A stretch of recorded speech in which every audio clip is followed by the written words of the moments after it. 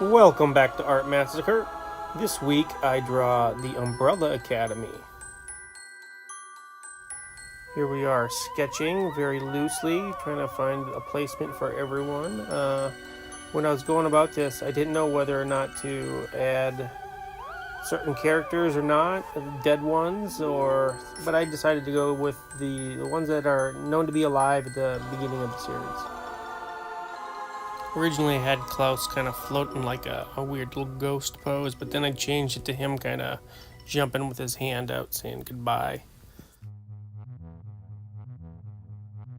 Now we're on to tightening it up a little bit more. This isn't the ink stage, this is just a tighter pencil, so I can get a better idea of where all the lines will go when I go in to ink them.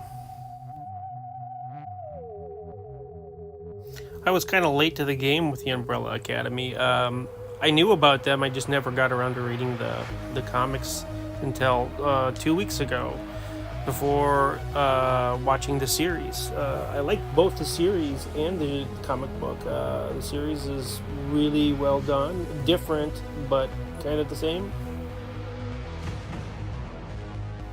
At this stage, I'm just trying to get the likenesses right and basic line placement.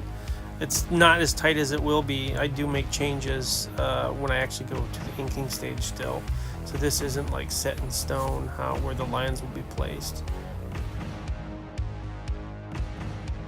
As you'll see, I draw things and then resize them, move them around. That's the great thing about drawing digitally, is you can draw a hand and then it could be like 20% too big, and then you can just circle it with a marquee tool and shrink it down slightly, and which is great. Doing this in the quote-unquote pencil stage is it doesn't really matter, because once you go back in and ink it, the line weights will be correct.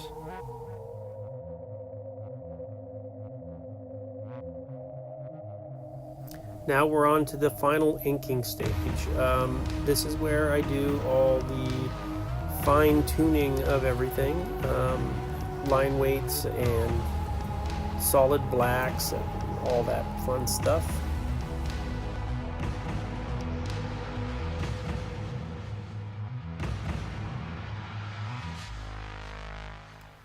I would have to say, in the comics, my favorite character would be Space Boy #1,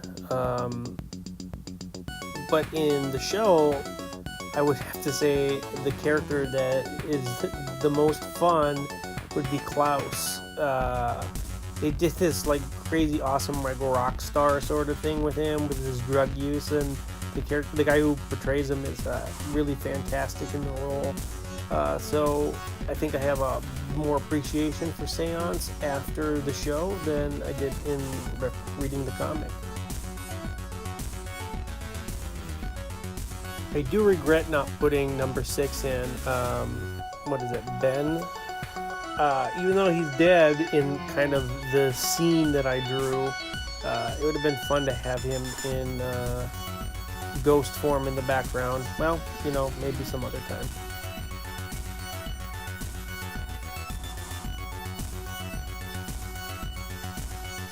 Finishing up with the inking of the characters, I'm going to jump around to adding some background elements like the building. Just kind of going for that end scene of the first comic series.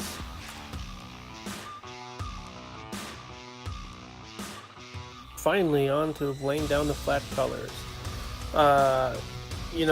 It's tedious and time consuming, but it's part of the process.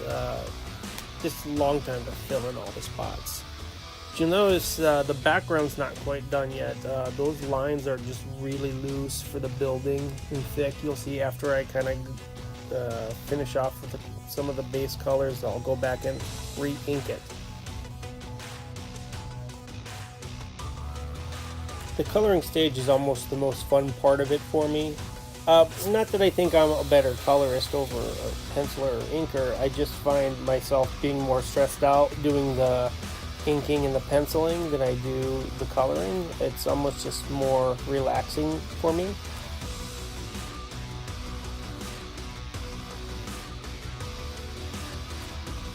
the fun thing about the Umbrella Academy is it's kind of like the X-Men, except for they're extremely dysfunctional.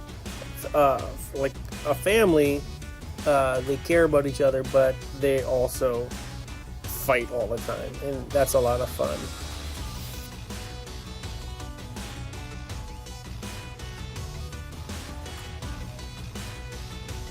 Now we'll finally get on to re-inking the background. You'll see I saved this all for the very end because, I really don't like drawing the background. It's not as fun as anatomy and all that other fun stuff. I mean, perspective, what a drag, man.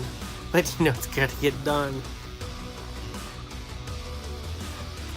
Now just some final detailing, some extra light put on them, and some junk in the background of the fire, and that'll about do it for this Umbrella Academy piece. It was a lot of fun to work on, and I am super duper excited for season 2 of the Netflix series.